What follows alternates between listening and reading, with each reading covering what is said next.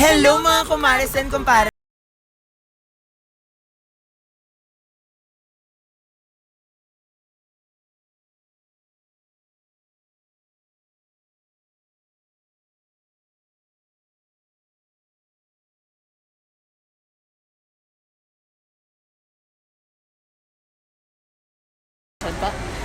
Yes po. Yes po, naririnig ko po kasi. Narinig pero hindi masyado. Hindi po. Hindi po. Yes po. Yes. Hindi. Familiar lang. Hindi pa po. Opo na rin. Opo. No po. Hindi pa po. It's all about gathering information. Sabi po kasi, marami daw pong opportunity sa course na po yun. Hindi po masyado. I think about sa arts, like visual arts, ganun.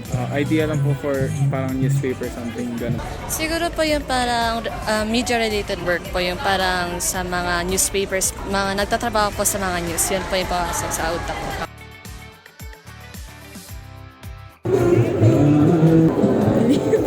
Ay, hindi po. Hindi po.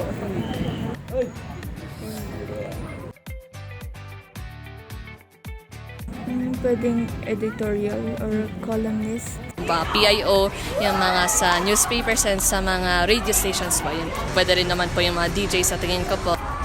Most of the time po yung mga journalists, like reporters. Yes, broadcasters.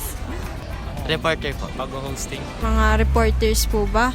Or like public speaking, maybe? Mostly sa interviews po and like public speakings.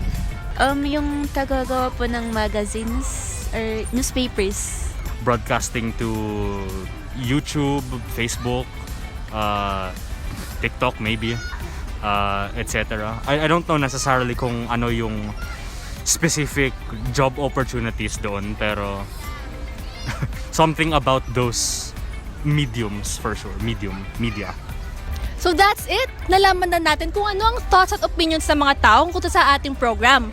I hope this video will serve as a knowledge or information para maging curious pa tayo kung ano nga ba ang Bachelor of Arts in Communication. Tama! Muli, ako si Chrislyn. Ako si Nard, and we hope to see you on our next one mga kumares.